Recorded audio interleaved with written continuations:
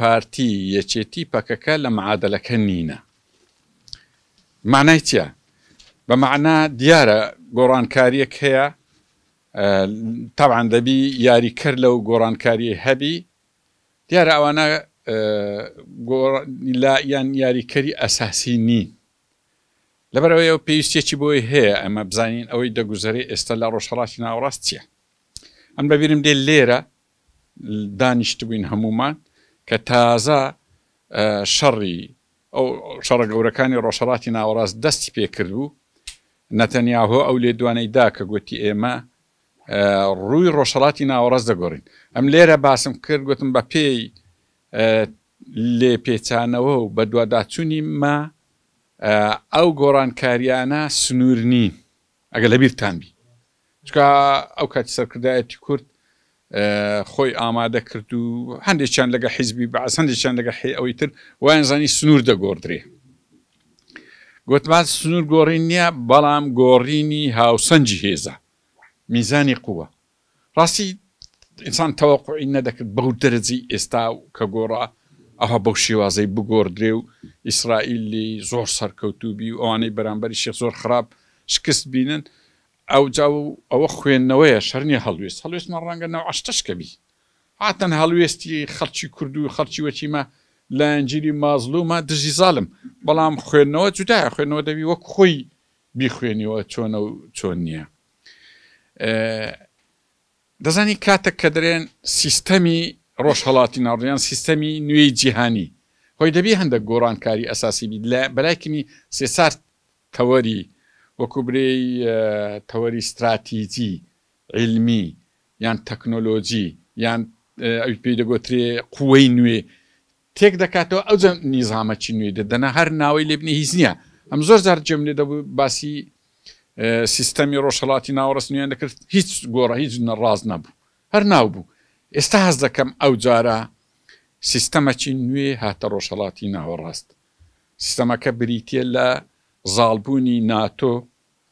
ڕۆژئاوا، ئیسرائیل و لەگەر هاوپەیمانەکانی هاوپەیمانەکانیشی بریتین لە وڵاتانی خەلیج، تورکیاش نە ناتۆیە، ڕژێمی نوێی سووریا بە سەرۆکایەتی ئەحمەد شەر لە ئەویش هەر بەشەکە لەوەی. یعنی لێرە بەولاوە تەمەشاکەن چۆنە، ینی بە تایبەتی چارەنووسی حرەکاتی ئیسلامی کە جەبهەی مەقاومە زۆر خراپ شکستینە، ئەو جا لەسە حەقن ڕەنگە لەسە حەق بنیان ئەوە جیایە، مەسەڵەن غەزەیە، حەماسە، جیهادە، حیزب اللهە، حوسیە، ئێرانە، ڕەنگە قیامەتیان بێتەوە، بەڵام لە دنیا فەقیرانە زۆر خراپ شکستیان هینا لەبەر ئەوەش نەبوو کە بێغیرت زۆر بەغیرەتم. ینی ئێستا تەماشای غەزەی بکە ئەو خۆڕاگری ئەو کردیتی وەڵی زۆر بەدەگمان بە خەڵکی تر دەکرێت. بەڵام ئەوە سەرکەوتنی ئیسرائیلە تەکنۆلۆجیای بە قووەت هەیە. ئەنی ئەمە کوردی چەندجار بەرامبەر تەکنۆلۆجیایی چیمیایی لێدانی، یانی ئەمە چ بکەین، یان لەوەی زیاتر تێکشکین، یانی ئەوە میلەتان تێک دەشتێن. نیزامی نوێی ڕۆژهەڵاتی ناوەڕاست ئەگە هەندێکی لێ بخوێنینەوە بریتێ لە قسەی یەکەم یان مەبدەئی یەکەم تەفەوقەکی یەکجار زۆری ئیسرائیل. ینی قسەی ئێستای ئیسرائیل وەکو ساڵی ڕابردوو نییە، وەکو 2 ساڵی ڕابردوو نییە. قسەی ئیسرائیل ئێستا قسەی ناتۆیە، قسەی جیهانە، چکە ڕاستی جیهان زۆر پاڵپشتی کردووە بە تایبەتی وڵاتانی عەرەبی. ئەم جارش کەژەوەم باس کرد، ئەم هیچ معلوماتم نییە، بەڵام ئەو تەکنۆلۆجیای ئیسرائیل بەکاری هێنایە ئەو جارە لە بۆ بەرامبەرەکانی تەکنۆلۆجیای ناتۆیە. عین تورکیاش ئەوەی بەکاردێنێ، بەڵام ئەوەی تورکیا ڕەنگە چەند دەرەزەک لە خواروی ویبی کە چۆن لە کوردەدا زۆر بەدەقیق جاروێ دەبینی لە سیارە چیدایە، برینداریان لەو سیارەی گوستیان و ناو سیارێت چۆن لەوێش لیدایە، یان جاروێ لە نەفەریدا لە ویترینەدایە. ئەو تەکنۆلۆجیای ناتۆیە ڕاستەکەی. ئەو بەشەی کە درابووە تورکیا زۆر زۆر زیاتری درا ئیسرائیل و ئیسرائیلیان پێ وا لێ کرد. تەفەوقی چۆنە؟ ینی ئەوەی کە دەگوترێ پرۆژەی ئیسرائیل لە نیل هەتا فرات یان پرۆژەی دێڤید یان پرۆژەی ئیبراهیمی ئەوانە هەموو هەیە. پێم وانە نییە نیل هەتا فرات هیچ ئەساسەکی هەبی. پرۆژەی دێڤید هەر کەسە خوێندنەوەش لە بۆ دەکە ئاوان نییە بەڵام ئیتفاقی ئیبراهیمی ئەساسی هەیە وڵاتانی عەرەبی تێدانە کۆمەڵک وڵاتانی تری ئیسلامی تێدانە کە حەزیان لێ نییە ناوی خۆیان بینن ئەوانە هەیە هەمووشی بە قیادەی ئیسرائیلە ڕەنگە ئەو شەڕەی ئێستای ئیسرائیل کردیتی بەشی زۆری پارەکەی ئێستا ئاشکرانیە بەڵام لەسەر حسابی وڵاتانی خەلیجە ڕۆژێکدا دێ بەڵگەنامە بە دیار دەکەوێت چۆن بەڵگەنامەی شەڕەکانی پێشترێ و دەرکەوتووە چ فەزاعەتێک لە ناو عالەمی عەرەبی زۆر گرنگە ئەمە ئەگە بتوانین توێژینەوە چی بکەین هەندێک مەلامیحی ئەو سیستەمەی کە پێی دەگوتری سیستەمی نوێی ڕۆژهەڵات ناوسێسان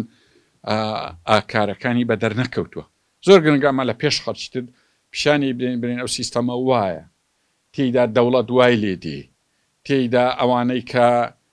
دژی ڕۆژئاوا و ئیسرائیل و ئەوانە بن چارە نووسیان ئەوەیە حرەکاتی ئیسلامی فۆرمی نوێیان ئەو شێوەیەکە ئەوە وای لێدێ ئەدی بزوتنەوەی ڕزگاری خواست چی لێدێ ئەو میلەتانەی بێدەوڵەت چی لێدێ لە کۆتاییشدا ئەدی چارە نووسی میلەتی کورد چی لێدێ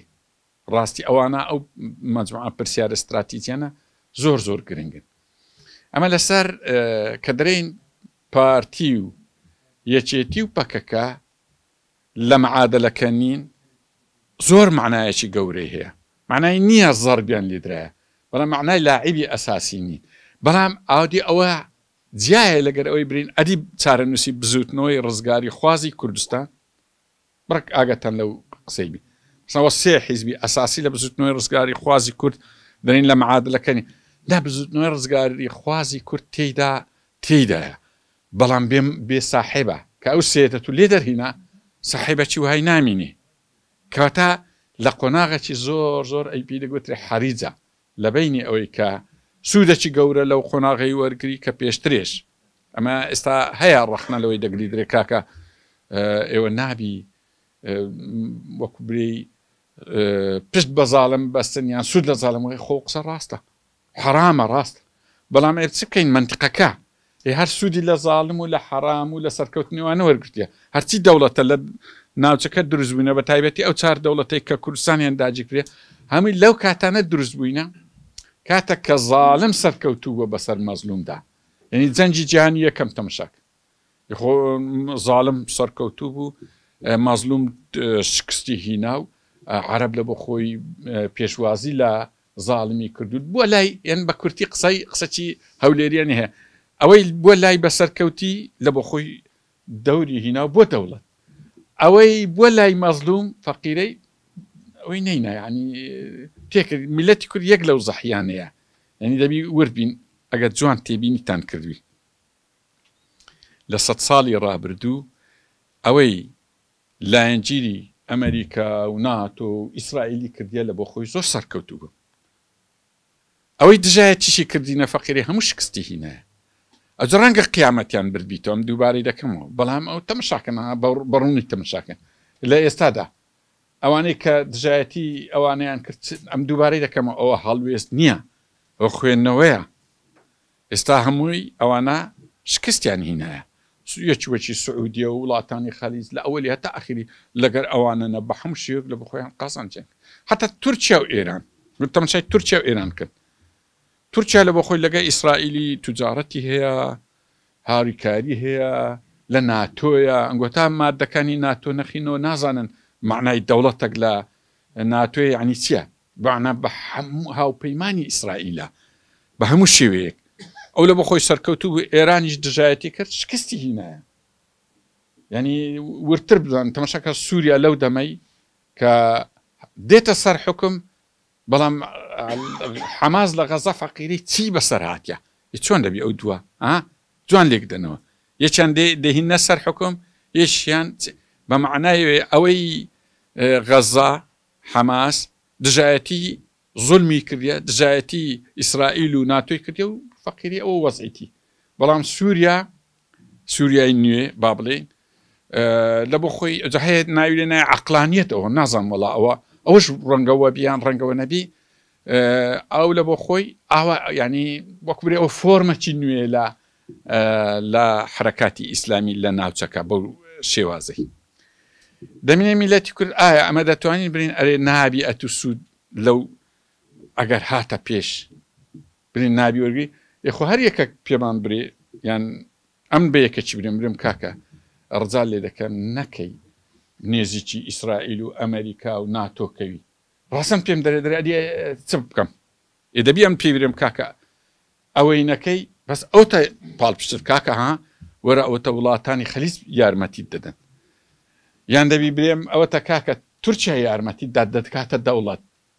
کاکە ئەوتە پاکستان دەتکاتی ئێوە هەمومان دەزانین ئەوانە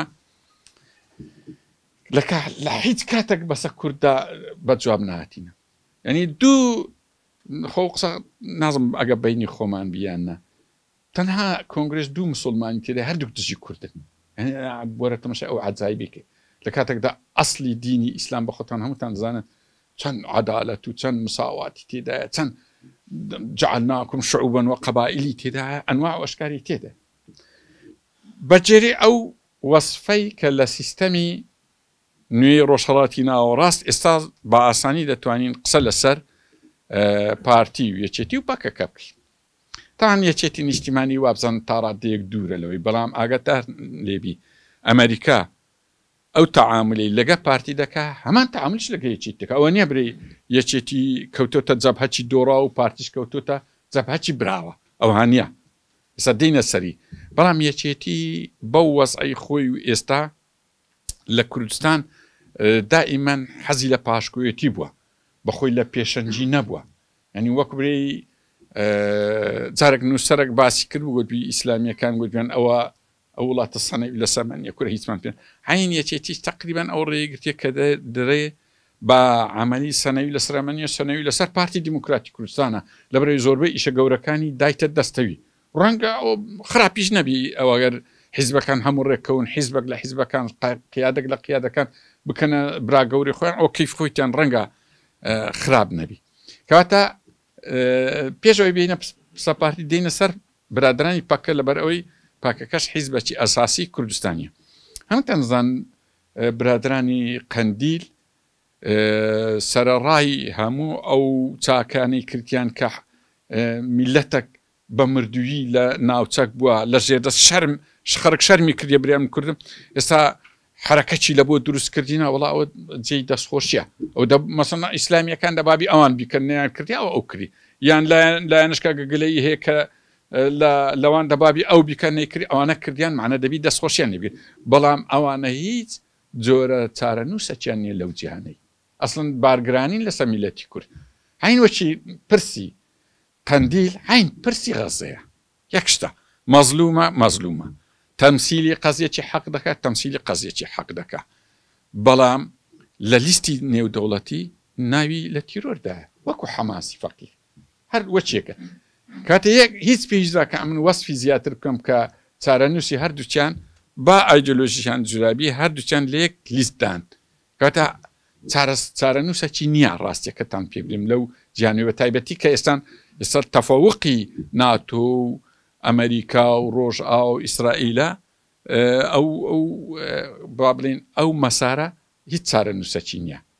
دەبینێ پارتی دیموکراتی کوردستان کە ڕەنگە هەڵوەستەکی دەوێت پارتی دیموکراتی کوردستان کە ئێستا وەکو برێ نوێنەرایەتی درایتێ هەم لە دەنگینان زۆری هەم لە حیزبەکانیش تقریبان هەموو پێڕازین کە برایانی پارتی نوێنەرایەتی هەموو کوردستان وە ینی واقع ئەگە بەدەنجی نەبی وا لێی دەبین پارتی دیموکراتی کوردستان هەڵەی استراتیجی کردیە کە لە معادلەکە دانیە لە چییە؟ عین بە ڕەحمەت بی مەلا مستەفای ساڵی 1975 ئەو کاتی تەنها لەگە شای ئێران ڕێککەوت بوو لەگە ئیسرائیل و ئەمریکا و لەگە ناتۆ و ئەوانە هیچ جۆرە ئیتفاقیەکی نەبوو دوسێ جار کیسینجار ئەو قسەی کردیە گوتی کاکە ئەمە هیچ شتێکمان نییە ینی ئەمە خۆ وەزارەتی خارجی ئەمریکای وەزارەتی سەدەقە و خێر نییە ئەمان هیچ شتێکمان لەکەوی نییە لەبەر هەندێ شاب بە ئاسانی توانی بیکاتە معاملەیەک و کۆتای بێ ئێستای برایانی پارتی عینەن شتە لەگە تورکیا ینی لە ڕێی دەستی دووە لەگەر ڕۆژئاوا و ناتۆیە جا ئەگە بەبیرتان بێ ئەمە دوسێ جار باسی سیاسەتی احتیوای تورکیامان کردیا ئەو مۆزوعانە ڕەکچڕە ینی پەڕینەوەی تێدایە دەبی ئەگە زەینتان زۆر لەسەر ناوی وڵا ئەوە دەردەچی ینی وەکو بری واضح نابی دوای ئەم لە پرسیارەکان ڕ جێم لێ دەوی متابعای دەبی باش بکەن ئەوجە پرسیار بکەن ها لەو مۆزوع مثلا ئەوە نەبیتم برێت تو هات گۆ وادم بێم وام نەگوتێ نا دەبی زۆر جوان چی لەرم چکە مەوزوعەکە بڕک حساسە و چڕە سیاسەتی احتیوای تورکیا حەولیدا حرەکەی تەحەڕوری کوردی بە تایبەتی لە باشوور زۆر گەشەی کرد بزانە گەشەکردن چۆنە لە سەرەتادا لە ئینسانی دەستی پێ کرد قەراری 688 تقریبا تحویلێک بوو لە ئینسانی لە بۆ وەکوبری سیاسی سەرەتایەک بوو دوایە تعاملی سیاسی لەگە کرا هەمووشی دیارە هەنگاوەکان و خوتوەکان دوایە تعاملی قانونی لەگەکرا ئەخیری تعاملی عسکەری لەگەکرا کورە گەلە میمە تعاملی عسکەری جیهان لەگە هەرێم ئەمە جارچێ دکتۆر ڕعد لەگەردا بوو سەرۆکی پەرلەمانی ئەڵمانیا سوالێک لە ئێمە کرد گوتی ئێوە دەزانن تعاملی دووەری لەگە هەرێمە هەرێمی کوردستان کە قبولی تعامل کرد چەند گرنگە چ برین تەوان ئەو بە پرسیاری کرد گوتنی ئەو وای پرسیار کرد کە سەرکردەکانی ئێوە تێناگەن لەو مۆزوعی چیە لەو مۆزوعە کە تعاملی دووری تورکیا هەستی پێ کرد هەرێمی کوردستان زۆر برد لێردا سیاسەتی احتیوا معنای چێری سیاسەتی احتیوای تورکیا کە بە ئاشکرا بڕۆن لاپەڕەکانی عمق استراتیجی تورکیا هەردەنەوە تێیدایە باسی سیاسەتی احتیوا دەکە باسی حکمەتی تورکیا دەکات لە تعاملی لەبەرچی لەگە هەرێمی کوردستان کردیا لێرەدا ئەوەی لە درێ دەمانەوێ لە باوشی بگرین لێ نەگەڕین چکە ببتا منداڵێکی گەنج و گەشە بکە لەسەر دەستی جیهان لەسەر دەستی جیهان معنی و ئەوانیش قبولیان کرد ئەوە مەترسیەکەی ئەم هەموو جارێ باسم دەکرد دەمگۆ یەک لە هەڵە استراتیجیەکانی سەرکردایەتی ئێستای کورد ئەوەیە معاملەی کردێ معاملەی استراتیجی گەرەکەڵە ئەیش ئەوەیە پاڵپشتیە دووەلیەکانی گۆڕیەوە بە پاڵپشتیە تاکتیکیە ئیقلیمیەکان ڕوونا و قسە وازنیە تەماشا قەدیم بکەن پێشی مەسەڵەن 2012 و 2013 و چ وەزیر و چ خەڵکەکی دنیای دەهات ئێستا قۆنسول دێ و ئەوتکە هەمووی تورکیا و نازم چێ ئەوەیە تەماشاکەن احتیوایەکە سەرکەوتوو احتیوایەکە چۆنە منطوقی ئەو احتیوای چیە تورکیا بە جیهانی گۆ زوو گوتی ئێوە بۆ تعامل لەگەر ئیقلیمێک دەکەن کە ئەندامیە لە ئومم متحیدە سعوباتی زۆرە وەرن چتان پێویستە لەوێ لە ڕێی من بیکەن هەرێمی کوردستان دەبوابی چ بکات چکە کەینێ دەبووە لاعیب ئەو کاتێک کە دەبووە لاعیب کە جیهان پێویستی پێ بوو لە شەڕی داعش لە پاشی شەڕی داعش کاکە ئەمن ڕاستە خۆ تعامل لەگە جیهان دەکەم لەبەرچی لە ڕێی تورکیا تعاملها ئەلەوەی دۆڕایە دۆڕانەکی ئەو مەوزوعانە ورد و استراتیجین زۆر کاتە پارتی دیموکراتی کوردستان ئەلێرە ڕاکەوت نەبووە لاعیبەکە ئێستا لە ڕێی دەستی دووە دەستی دوو چارە نووسیتە ئیسرائیل کە ئەو سەرکەوتنەی بەدەست خۆینای وەکو برێی ئەنگۆ هەمووتان ئەوتان دیتێر شەڕی بینی ئەوەی ڕاوچی و نێچیر ئەسان شێر لەگە کە بە خۆی دەیکوژی دەرێ باز ئی خۆمە ئیتونیە نادەنی ئیسرائیل کە ئەو وەکو برێ ڕۆژهەڵاتی ناوەڕاستی لە ئێرانستاندەوە نایلی ئەجارە تورکیا بێت تەمان تورکیا خۆی حاضر کرد و لە مێژ بوو سوود لۆی وردە دیار بوو ئیسرائیل بالمرساد بوو لەو قسەی ئیسرائیلیش پرۆژەی خۆی هەیە ئەو نایلی هیلالك بەخۆی تێکیدا هیلالش کە بێتە جێوی تەمانەوە ئێستا ترامپی و ئەمریکاش لەوەی بەخەبەر هاتینەوە کە دێن دەوڵەتەکی دەڕوخێن بە کەیف خۆی خەڵکی تردا ئەجارە نایلن ینی زۆر وردە ئیسرائیل نەیهێشت دەقەشی پێ بچی یەکسەر هاتە مەیدان و شکۆی تورکیا شکاند تەمان شکۆی تورکیا شکاند چۆن یعنی تورکیا ئاگاتان لێیە لەو کاتێک کە لەگە کورد چ دەرێ هیچ چارەت نییە تەسلیمبوونیشت قبول ناکەم ئیلا دەبی بە چەکەوە بدنێژم لەو شوێنی دەرێ هیچ مفاوەزاتێک نییە هیچ بەڵام لە بۆ ئیسرائیل لەو بەو شەرتەی فتوای جیهات هەیە فتوای جیهات هەیە ئەو دەرێ ئەمە دەمانەوێ ئەو هەمووشی لێدرایە نامانەوێت لە ناو سووریا لەگە ئیسرائیل تێک بگیرین یەکەواتە معنای ئەوە ئەعترافەکی واضحە بۆی کە ئەو بەشەی ئیسرائیل گرتیتی ئەوە بەشێک ئەوی رووسیای لێ بەشێک تورکیا لە بەشەکە کوردیش لە بەشەکە و سووری لە بەشەکە یعنی ئەو وەزعی ئەجا ئەم یەک تۆز لەسەر فتوای جیهاد ڕادەوەستم لە تاریخدا فتوای جیهاد بەهێزترین چەک بووە لە هەموو شەڕەکاندا فتوای جیهاد لە نەوەویش بەقووەتر بوو تەنانەت لە جەنگی جیهانی یەکەم ئەڵمانیا زۆر حەولی دەدا کە 3 مانگ بوو شەڕ بوو ئەوجا عوسمانی چۆنایە ئەڵمانیا مالیشتی هەبوو ناوی ڤالهایم بوو هەر دەیانگوت چکە پیاوەکی زۆر زیرەک بوو هەر دەیانگوت تو چەند داڵغەت لە تورکیای لێ تورکیا چی هەیە بەس مەدفەعی هەیە حەزت لێ بێتە ناشر دەیگوت نە چەکێکی هەیە زۆر بەقووە ئاخیری ئاشکرای گوتی وەڵا چەکەکەی ئەوەیە فتوای جیهادە بالفعل کە عوسمانی هاتە ناو شەڕ فتوای جیهادرا کورد خەڵکەی زۆر هەیە دەرێ و شێخ محەممەد چیشی بۆ ئیشی کاکە واجیبی سەرشانی بوو هەینی هەموو مسلمانێک کە فتوای جیهادرا دەبابی بچی پێدەگوترێ فەرز العین و ئەیتکەچێت دکتۆر فەرز الکفایە یعنی بە نوێنەرایەتی هەموو میلەتی کورد چووە ئەرکەچی سەرشانی خۆی ئاینی و وەتەنیشی جێبەجێ کردیا و چوون ئەسڵەن لە خوارێ یەکەم جار بوو سەرکەوتنەکی گەورە لە جەبهەی لەسەر ئاستی جەنگی جیهانی یەکەم جەنەرال تاوزنیان بەدیل کرد لەگەر نێزیکەی 29,000 جوندی بەریتانی ئەو سەرکەوتنە گەورە ئیتر وەزعی هاوپەیمان زۆر خراپتی مەبەستمەوەیە ئەو تەفاسیلی زۆرە مەبەستمەوەیە فتوای جیهاد لە تاریخدا گەلە بەقووە بوو ئاگاتەن لێ بۆ ئەجارە فتوای جیهاد لاواازترین فتوا بوو لە تاریخدا لەبەر چی ڕەنگە زۆر هۆکارە بووی یەکیشان زۆر تاخیر بوو ینی حتا جەبهەکەی وا برین مقاومە تاو شکستینە ئەوجا فتوای جیهاد یعنی زۆر واقعیان بەڵام بە هەر حاڵ فتوایە لە پێش هەموواندا تورکیا شکاندی ئەوجا سووریا لە تەنیشتی تیکە خۆی بە دەوڵەتێکی ئیسلامی دەن ئەسڵەن نەکارچوو بچی لەسەر غەزەی لەسەر خاکەی خۆشی بەجواب نەهات لە هیچ شوێنێکیش دەوڵەتە ئیستیجابەی نەبوو لەبەرەوەی فتوای جیهاد ڕاستی جێی خۆی نەکرد یعنی لە بەرامبەر ئەو سیستەمە نوێی کە لە ڕۆژهەڵاتی ناوەڕاست فتوای جیهاد زۆر لە ئاواز وە لاواست تریش دەبی کەواتە ئێستا ئیسرائیل نایلی تورکیا بێتە شوێنی ئێران بەمەعنا ئەو کارتەی یان ئەو مستەقبەلەی کە برایانی پارتی ویستیان لە عێراقیان لە کوردستان پێگەیەکی بەقووت پەیداکەن هیچ پێگەیەکی بەقووەتیان پەیدا نابی لەبەر ئەوەی لە ڕووی استراتیجیەوە لە سەرەتادا هەڵەیان کرێ بەڵام ئەمنەوەی دووبارە دەکەمەوە لە کۆتاییدا بزوتنەوەی ڕزگاری خوازی کوردستان نا ئەوە لە قۆناغەشکەیە ئەوە باشی لە بۆ هاتیە ئەگەر سەرکردایەتی و نوێنەری باشی لە بۆ دروستبی جا ئەوە ئەگەر جێتان لێبی خەرچی زۆر عاقڵ سێ وەسفەتی کورد و شەرق لەوسەتی کرێ گوتیتی ئیشی شەکەی وەکو عەمەلیاتی دڵ و مێشکە بەس زەبەت ئەو قسە ڕاستە ئێستا بەتایبێت